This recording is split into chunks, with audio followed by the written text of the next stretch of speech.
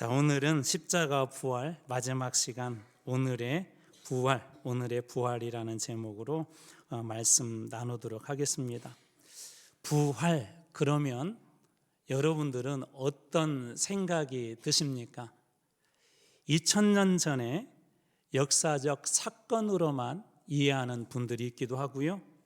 부활은 죽은 후에나 관련 있는 것이다 라고 생각하는 분들도 있습니다.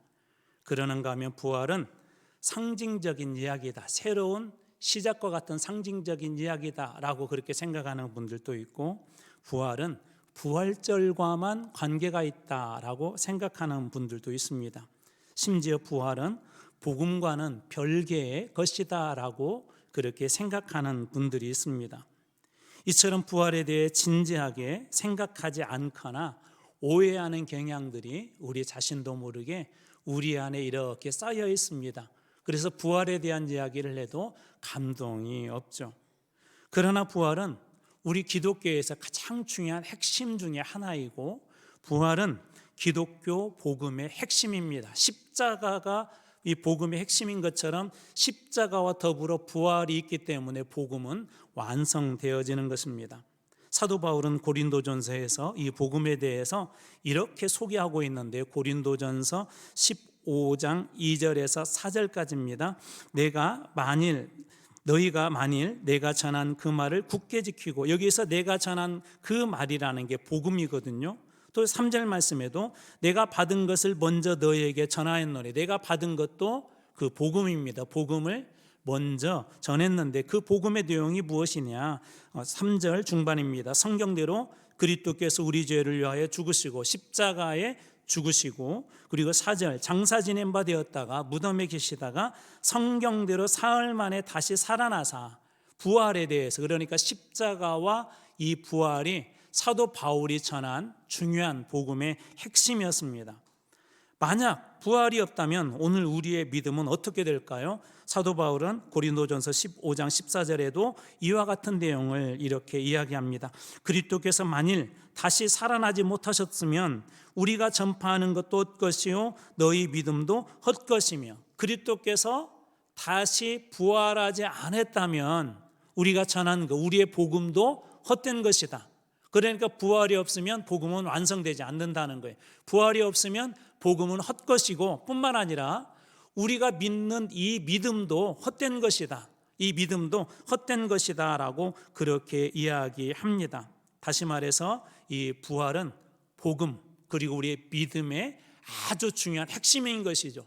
그러니까 십자가는 믿는데 부활을 믿지 않는다면 그것은 온전한 믿음이라 할 수가 없고, 십자가는 전하는데 부활을 전하지 않는다면 그것도 온전한 복음이라 할 수 없습니다. 이처럼 부활은 복음, 믿음과 실제적인 관련이 있는 매우 중요한 것이 바로 이 부활이라는 것입니다.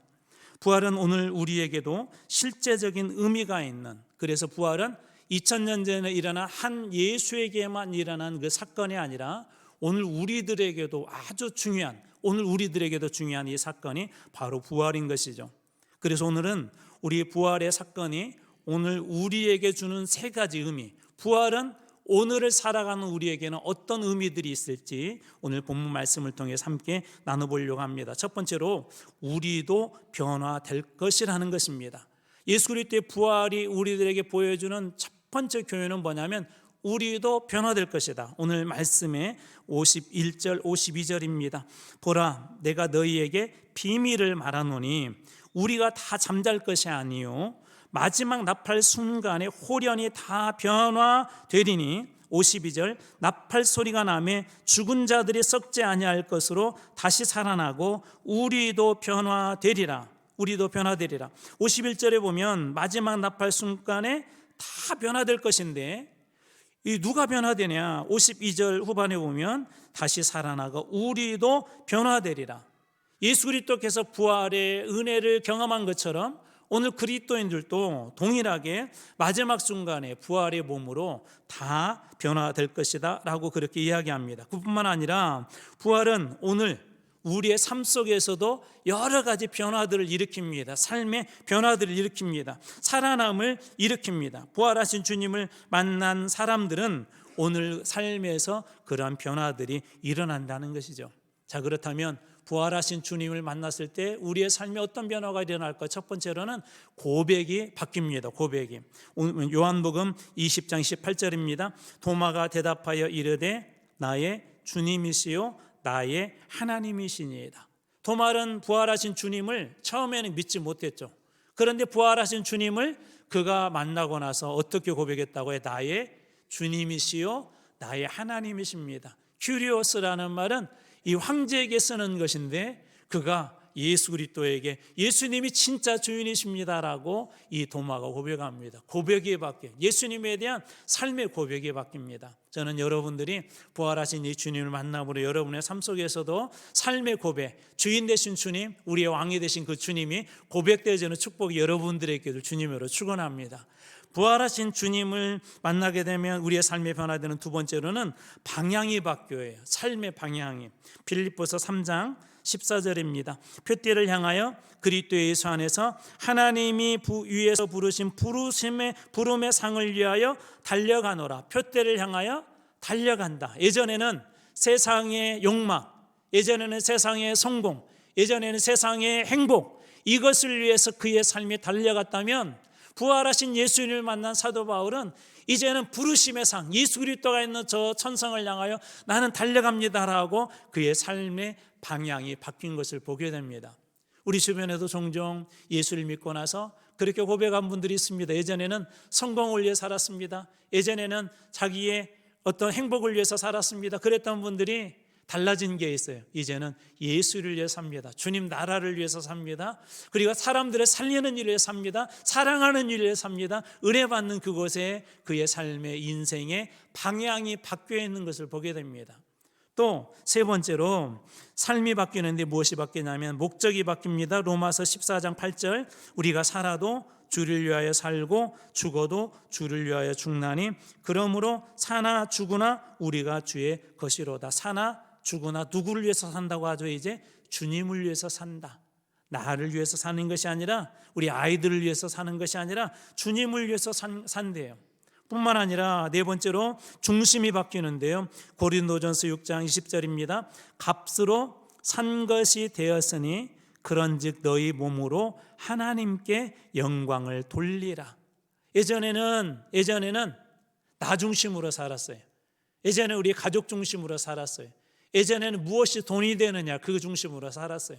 예전에는 무엇이 나에게 유익하느냐 그렇게 살았어요. 그런데 이제는 예수 그리스도의 값으로 산 그런 인생이고 부활하신 주님을 만난 그런 인생이기 때문에 그 중심이 이제 주님께로 바뀝니다. 그래서 너희 몸으로 하나님께 영광을 돌리는 삶, 하나님의 영광을 위해서 사는 그리스도가 내 인생의 중심이 됩니다. 이처럼 부활하신 주님을 만나는 순간 우리의 삶에도 변화가 일어나죠. 가장 큰 변화는 뭐죠? 우리도 사망에서 영생으로 옮겼다는 그런 큰 변화이고 또 하나 어떤 변화죠? 우리도 예수 그리스도처럼 반드시 부활의 몸을 입을 때가 온다는 그런 변화입니다. 뿐만 아니라 우리의 삶에서도 고백이 바뀌고 삶의 방향이 바뀌고 삶의 목적이 바뀌고 우리의 삶의 중심이 바뀌는 그런 일들이 일어납니다. 그래서 여러분들이 부활하신 주님을 만났느냐 안 만났느냐라는 걸 이렇게 가늠해 볼 때 내 삶의 이런 모습들이 얼마만큼 변해 있느냐가 여러분들이 어느 정도 주님을 만났느냐의 중요한 가늠자가 될 것입니다. 저는 여러분들이 오늘 이 시간 여러분의 삶에서도 주님을 만남으로 여러분의 고백이 바뀌고 삶의 방향이 바뀌고 삶의 목적이 바뀌고 우리의 삶의 중심이 바뀌는 그런 놀라운 일들을 경험하는 그런 분들이 여러분들이 다 되시길 주님의 이름으로 축원합니다. 두 번째로는 우리도 승리할 것이라는 거예요. 우리도 승리할 것이라는 것입니다. 예수님은 부활하심으로 무엇을 이겼죠? 사망으로부터 승리했죠. 오늘 말씀의 55절 말씀입니다. 사망아 너의 승리가 어디 있느냐? 사망아 내가 쏘는 것이 어디 있느냐? 진시황도 로마의 황제도 이 사망을 이기지 못했죠. 지금까지도 인류는 더 오래 살기 위해서 또 어떻게 보면 영생을 추구하며 온갖 연구를 다하지만 누구도 이 사망을 이기고 승리한 사람은 아무도 없습니다. 그러나 예수 그리스도의 그 부활은 이 사망을 이길 수 있는 길이 어디에 있음을 그리고 사망으로부터 우리 인생이 승리할 수 있는 길이 어디에 있음을 예수님께서 보여주신 것이죠. 그래서 고린도전서 15장 57절은 이렇게 고백합니다. 우리 주 예수 그리스도로 말미암아, 이 부분이 중요해요. 예수 그리스도로 말미암아 우리에게 승리를 주시는 하나님께 감사하노니, 예수 그리스도로 말미암아 우리에게도 무엇이 주어졌다는 거예요? 승리가 주어졌다는 거예요. 저는 여러분들에게 우리 주님으로 말미암아 이 승리가 주어지는 복이 있길 주님으로 축원합니다. 예수 그리스도로 말미암아 사망, 죽을 수밖에 없는 그런 존재들이 승리를 얻게 되었다고 그렇게 이야기합니다. 자, 그렇다면 오늘 예수 그리스도의 그 부활의 현장에, 그리고 부활하신 주님과 동행하는 우리들은 삶 속에서 어떻게 승리할 수 있을까요? 첫 번째로는 주님의 이름을 붙잡으셔야 합니다. 우리가 잘 아는 사무엘상 17장 45절 말씀입니다. 다윗이 블레셋 사람에게 이르되 너는 칼과 창과 단창으로 내게 오거니와 세상에 가지고 있는 힘, 능력, 권세를 가지고 내게 오지만 나는 만군의 여호와의 이름, 곧 내가 모욕하는 이스라엘 군대의 하나님의 이름으로 내게 가노라. 세상의 힘과 권력과 능력과 물질과 가지고 있는 권세와 그 능력으로 끊임없이 이스라엘을 괴롭히고 죽이려고 했던 그 골리앗 앞에 다윗은 누구의 이름 붙잡고 서는 것이죠? 하나님의 이름을 붙잡고 섭니다. 하나님의 이름이란 하나님의 존재 전체를 이야기합니다. 하나님의 이름이란 하나님의 능력을 이야기합니다. 하나님의 이름이란 하나님의 권세를 이야기합니다. 그래서 우리 종종 어디 같은데 이렇게 가서, 병원 같은데 가서 좀 이렇게 여러 가지 지금 아주 위급한 상황인데, 긴급한 상황인데 빨리 좀 검사를 받아보고 빨리 치료를 해야 되는데 그때 조금 빨라지는 경우들이 있죠. 그 병원의 권위자를 잘 알게 되면, 그 사람의 이름을 대게 되면 조금이라도 신경을 더 써줍니다. 음식점에 가서 누군가 이 잘 아는 권위자 얘기를 하게 되면, 그 주인과 잘 아는 사람 이야기를 하게 되면 조금이라도 또 다른 반찬들을 더 주기도 하죠. 그래서 이름을 이렇게 붙잡는다는 건 그분의 존재, 그분의 권위, 그분의 능력, 그분의 힘, 그분이 가지고 있는 권세, 그 모든 것을 붙잡는다는 거예요. 왜 그렇죠? 우리의 인생은 누구도 골리앗을 이길 수가 없습니다. 우리의 인생의 큰 파도를 어느 누구도 우리 스스로는 다 이겨낼 수가 없습니다. 잔잔한 파도는 넘을 수도 있고, 어느 정도의 파도는 우리가 즐길 수 있지만 어떤 파도들은 넘고 싶어도 넘을 수가 없습니다. 그때 다윗이 하나님의 이름을 붙잡았던 것입니다. 또 주의 이름을 부르며 살아야 합니다. 그래야 승리할 수 있습니다. 로마서 10장 13절입니다. 누구든지 주의 이름을 부르는 자는 구원을 받으리라. 그가 어떠한 사망의 음침한 골짜기를 가든지, 그가 어떤 구덩이에 던져졌든지, 이 세상 사람들은 못 듣고 지나갈 수 있지만 주님의 이름을 부르는 자는 그의 상태에 상관없이, 그의 상황에 상관없이 주님은 반드시 구원해 주신다라고 그렇게 말씀하여 주십니다. 하나님의 이름은 그만큼 능력이 있습니다. 그래서 주님 뭐라고 말씀하시더는 내게 부르짖으라. 너는 내게 부르짖으라. 너는 내게 부르짖으라. 그렇게 말씀하시지 않습니까? 그때 주님의 약속은 무엇입니까? 크고 은밀한 일을, 더 좋은 것을, 내가 구하는 모든 것을 주님께서는 응답해 주시고, 그리고 해결해 주시고 채워주시고 새롭게 해주시겠다고 약속하지 않습니까? 여러분, 주님의 이름을 최근에 얼마만큼 부르고 계십니까? 우리의 삶이 힘들고 어려울 때, 아니 좋은 길을 가든 혹은 힘든 길을 가든 주님의 이름이 여러분의 입에서 얼마나 있었습니까? 여러분, 혹시 여러분이 좋아하는 어떤 사랑하는 사람이 있습니까? 아니면 집에서 정말 귀엽게 잘 키우는 그런 반려견들이 있습니까? 여러분, 너무나 사랑스러워서 그때그때마다 이름을 불러주죠. 사랑스러운 손주의 이름을 부르고 손자의 이름을 부르고, 그 얼굴을 보고 싶어서 멀리 떨어져 있으니까 요즘은 또 어떻게 영상으로 통화도 하죠. 끊임없이 그 자녀의, 그 사랑스러운 아이의 이름을 끊임없이 부릅니다. 그러면서 우리 안에 사랑이 더욱더 커져가죠. 관계가 더욱더 가까워져 가죠. 이름을 부른다는 것은 이처럼 하나님과 우리의 관계를 규정짓는 아주 중요한 것입니다. 어떤 상황에 있든지 감사할 때도 하나님의 이름이, 어떤 상황이 너무나도 힘들어서 힘들고 어려울 때 기도할 때도 주님의 이름이, 불평할 수밖에 없는 그런 상황에서도 아버지의 이름이 나올 수 있다면 여러분들은 부활하신 주님을 이미 만난 것이고 부활하신 그 주님이 주님의 이름을 부르는 그곳에서 여러분들을 반드시 이기게 하실 것입니다. 주님의 이름을 부르는 자는 결코 패하지 않습니다. 주님의 이름을 부르는 자는 세상에서 외면당할 수도 있습니다. 주님의 이름을 부르는 사람들이 세상에서 이렇게 블로킹 당할 수도 있습니다. 그러나 우리 주님은 주님의 이름을 부르는 그 사람들을 누구도 그 소리가 세미한 소리라 할지라도 주님은 외면하지 않습니다. 외면하지 않을 뿐만 아니라 반드시 승리하게 하시는 분이 바로 우리 주님이십니다. 저는 여러분들이 부활하신 그 주님, 그리고 우리의 구주 되신 그 주님의 이름이 기도할 때, 또 감사할 때, 축복할 때, 여러분의 삶의 현장에서 주님의 이름을 부를 때마다 끊임없는 그런 승리를 주시는 그 주님을 만나길 주님의 이름으로 축원합니다. 우리 주님께서 오늘 우리들에게 주시는 세 번째 은혜는, 부활하신 주님이 주신 세 번째 은혜는 우리도 소망이 있다는 거예요. 현재의 고난과 어려움 속에서도 지금 그 수고가 헛되지 않다는 것입니다. 오늘 말씀의 58절입니다. 그러므로 내 사랑하는 형제들아, 견실하며 흔들리지 말고 항상 주의 일에 더욱 힘쓰는 자들이 되라. 이는 너희 수고가 주 안에서 헛되지 않은 줄 알미라. 여기 그러므로라는 말이 중요해요. 무슨 얘기냐면 앞에 예수 그리스도께서 부활하셨다라는 그런 명제를 두고 이 58절로 이어집니다. 예수 그리스도께서 부활하셨으므로 내 사랑하는 형제들아, 성도들아, 교인들아, 견실하며 흔들리지 말고 항상 주의 일에 더욱 힘쓰는 자들이 되라. 왜 항상 주의 일에 더욱 힘쓰는 자들이 되라 했을까요? 주님의 일을 이렇게 하다가도 때때로 시험이 와요. 감정이 상하기도 하고요. 내가 이런 꼴을 당하면서까지 내가 교회를 다녀야 되나? 내가 이런 일을 당하면서까지 예수를 믿어야 되나? 예수를 잘 믿고 봉사도 열심히 했는데 소위 세상 사람들이 말하는 우환, 가정 안에 어려운 일이 이렇게 생기게 되면 그때 어떤 생각을 하게 되냐면 하나님이 살아계시다면 이럴 수 있나라고 우리는 반문합니다. 부활하신 주님을 만난 제자들에게도 그런데 이런 삶들이 있었어요. 부활하신 주님을 만났지만 그들 중에도 순교한 사람들이 있었습니다. 부활하신 주님을 만났지만 그들 중에도 핍박을 받는 사람들이 있었습니다.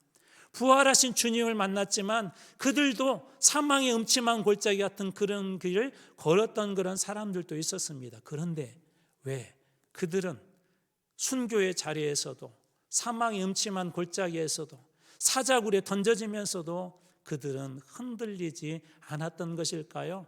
부활하신 주님과 동일하게 자기의 인생도 반드시 부활할 것을 믿었기 때문에, 그래서 오늘 바울이 고린도 교회에 권면했던 것처럼 견실하고 흔들리지 않고 오히려 주님의 일에 더욱더 힘쓸 수 있었던 것입니다. 더욱더 힘쓸 수 있었던 거예요. 오늘 여러분들에게도 그런 일이 있을 수 있다고 그랬죠. 특별히 직분자들에게도 그런 일일 수도 있고요. 목사인 저에게도 그런 시험이 종종 와요. 여러분들은 이렇게 한 소리 듣지만 저는 수백 가지 소리를 듣습니다. 목사님들은 수천 가지 소리를 듣습니다. A, B, C, D가 다 다릅니다. 다 들어주지도 못합니다. 좋은 얘기만 들려오면 괜찮은데 우리 중직자들 한번 생각해 보십시오. 중직자들에게도 이런저런 이야기들이 들려옵니다. 그때에도 붙잡아야 될 것이 있습니다. 견실하며 흔들리지 말고 항상 주의 일에 더욱 힘쓰십시오. 주님의 일에 더욱 힘쓰십시오. 주님께서 다른 사람은 몰라줘도 주님께서 다 하십니다. 여러분들의 고통과 아픔을 주님께서 다 하십니다. 견디게 하실 뿐만 아니라 이기게 하실 것입니다. 이기게 하실 것뿐만 아니라 주님께서 그것을 통하여서 우리가 알지 못하는 놀라운 소망을 우리들에게도 주실 것입니다. 말씀은 그리고 이렇게 이어집니다. 너희 수고가 주 안에서 헛되지 않은 줄 알미라. 너희 수고가 어디 안에서? 주 안에서 어떻다고요? 헛되지 않은 줄 아노라. 저는 여러분들이 수고하고 애쓰는 이 수고가 헛되지 않는 수고임을 우리 주님께서 또 그렇게 알아주실 것을 믿습니다. 여러분이 힘들고 어렵더라도 조금 더 힘을 내십시오. 이렇게 40주년 하다 보니까 여러 가지 이야기들이 있을 수도 있어요. 다음 주 한 주간 동안 정말 열심히 이게 섬기고 또 준비하는 분들이 계세요. 그러는 가운데 어떤 분들이 이렇게 구경만 하신 분들도 계세요. 그런데 여러분, 헌신하고 충성하고 애쓰는 분들 실망할 필요 없습니다. 주님께서 다 하십니다. 주님께서 헛되지 않은 것이 아니라 이것을 놀라운 영광으로 바꿔하실 그런 때가 있을 것입니다. 열심히 복음을 전합니다. 사람들에게 예수를 전합니다. 그런데 사람들이 알아주지 않습니다. 사람들이 왜 그런 짓 하냐고, 먹고 살기도 바쁘는데 왜 그런 짓 하냐고 그렇게 이야기하는 분들도 있습니다. 그런데 그렇지 않습니다. 그 수고가 헛되지 않은 수고입니다. 그 수고는 생명을 살리는 수고입니다. 오늘 주님은 우리들에게 그래서 주님을 위해서 하는 일이 이러한 것이다라고 로마서 15장 13절을 통하여서 말씀해 주는데요. 하나님은 이런 분이시래요. 소망의 하나님이 모든 기쁨과 평강을 믿음 안에서 너희에게 충만하게 하사 성령의 능력으로 소망이 넘치게 하시기를 원하노라. 하나님 어떤 하나님이세요? 소망의 하나님. 그 하나님께서 우리에게도 무엇이 넘치게 하신다고요? 소망이 넘치게 하신대요. 사랑하는 성도 여러분, 제자들이 예수님이 이렇게 무덤에 갈 때는, 무덤으로 이렇게 가셨을 때는 실망했어요. 예수님의 첫 부활을, 이렇게 부활의 현장을 목격했던 그 여인들도 처음에는 슬프고 두려운 마음으로 그 예수님의 그 무덤이 있는 곳을 부활절 새벽에 갔습니다. 그런데 하나님은 그 두려움을, 그 슬픔을 무엇으로 바꿔주셨어요? 소망으로. 하나님은 슬픔도 소망으로 바꿔줄 수 있는 분이 바로 우리 하나님이십니다. 하나님은 우리의 고통도 기쁨으로 바꿔줄 수 있는 분이 하나님이십니다. 다만 지금 우리 눈이 가리워서 저 앞에 있는 하나님의 놀라운 은혜와 응답을 알지 못하기 때문에 그런 거예요. 여러분, 우리 눈이 바라보는 것은 한계가 있죠. 그렇죠? 우리는 여기까지밖에 못 봅니다. 우리는 이 앞에까지 못 봅니다. 그런데 하나님, 우리가 보지 못하는 저 멀리에 놀라운 은혜를 가지고 계시는 분이 바로 우리 하나님이십니다. 그래서 이런 사람들의 특징이 있어요. 소망을 가지는 사람들의 특징이 있는데, 첫 번째로 매일 은혜 속에 살려고 발버둥 칩니다. 무엇 속에 살려고 발버둥 친다고요? 은혜 속에. 창세기 39장 21절입니다. 여호와께서 요셉과 함께 하시고 그에게 인자를 더하사 간수장에게 은혜를 받게 하시매.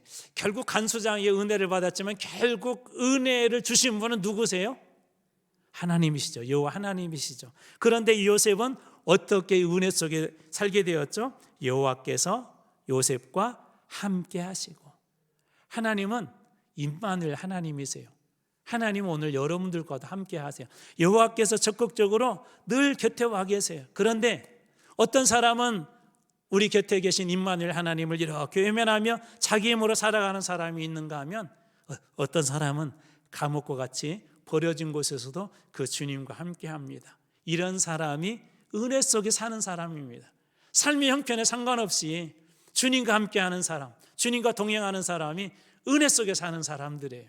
여러분들은 얼마나 많은 이 은혜 속에 살고 계십니까? 저는 여러분들이 매일매일 삶의 어떤 자리에 있든지, 그것이 높은 산이든지 평탄한 길이든지, 그게 꼬불꼬불한 길이든지 고속도로 같은 길이든지, 주님과 함께 하심으로 매일매일 은혜 속의 삶으로 여러분의 삶에도 소망이 넘치길 주님으로 축원합니다.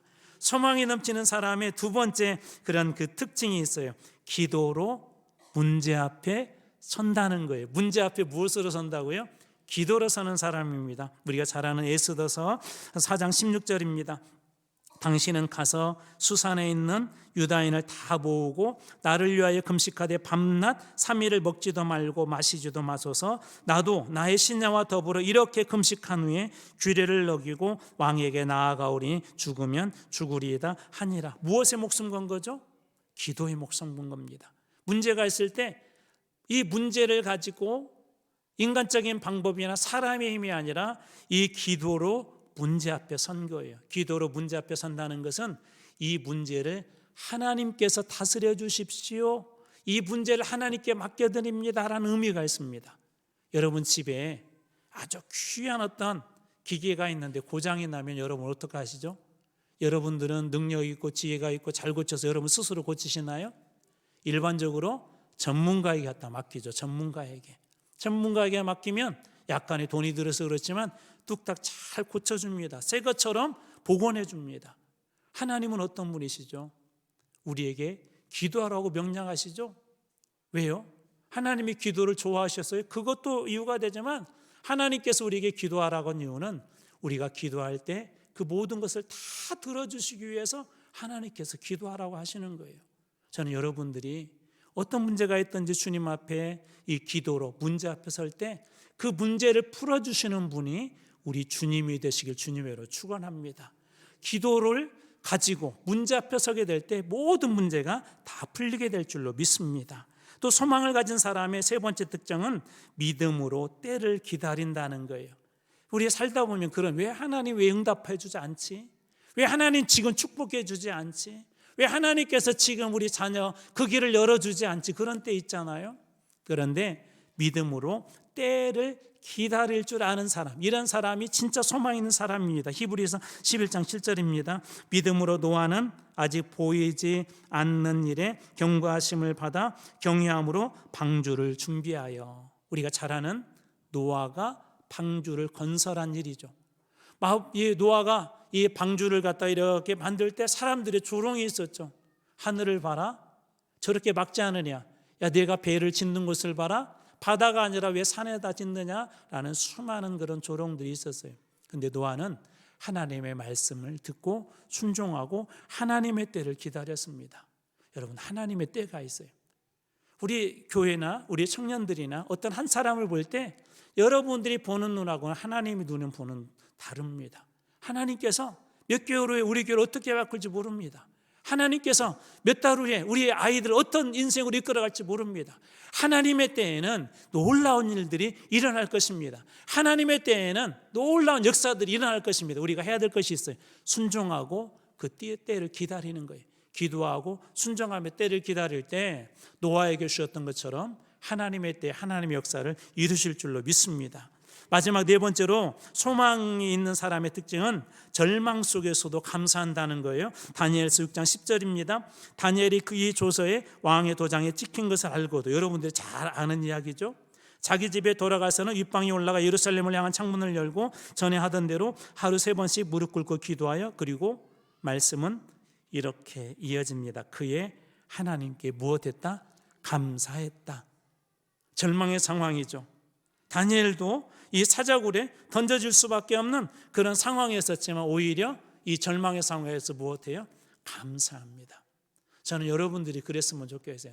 절망이 오고 자꾸 여기저기 막히고 여기저기 자꾸 문제가 생기고 그럴 때 오히려 하나님 앞에 감사하는 인생이 되게 주님으로 축원합니다. 여러분, 감사할 때 그분이 열릴 거예요. 감사할 때 우리 앞에 있는 두려움의 사자들을 주님께서 묶어버릴 것입니다. 감사할 때 하나님께서 우리의 인생에 새 길을 열어주실 것입니다. 감사하는 사람에게 이처럼 소망이 있습니다. 여러분, 사랑하는 성도 여러분, 이처럼 부활을 믿는다는 것은 우리의 삶에도 새로운 변화가 일어날 것을 믿는 거고요. 부활을 믿는다는 것은 우리의 삶에도 지금은 패배처럼 보이지만 반드시 승리할 수 있다는 것을 주님께서 오늘 우리들에게 보여주시는 것이고요. 세 번째로 부활을 믿는다는 것은 오늘 우리에게도 진짜 소망이 하나님께 있음을, 하나님께 둘 때 그 소망이 주님 안에서 이루어짐을 주님께서 보여주시는 것이 바로 부활의 사건입니다. 부활의 사건은 2000년 전의 사건뿐만 아니라 오늘 우리 가운데도 동일하게 주어지는 축복입니다. 여러분의 삶에도 주님께서 변화를 일으키실 것입니다. 여러분의 삶에도 주님께서 반드시 승리하게 하실 것입니다. 여러분의 삶에도 분명히 주님께서 이 소망이 싹이 나고 열매 맺는 그런 날이 오게 되게 하실 줄로 믿습니다. 오늘의 부활이 이제 여러분들의 부활, 예수 그리스도의 부활이 오늘 여러분들의 부활의 현장이 되고 은혜의 현장이 되고 열매의 현장이 된 여러분들 다 되시길 주님으로 축원합니다. 기도하겠습니다.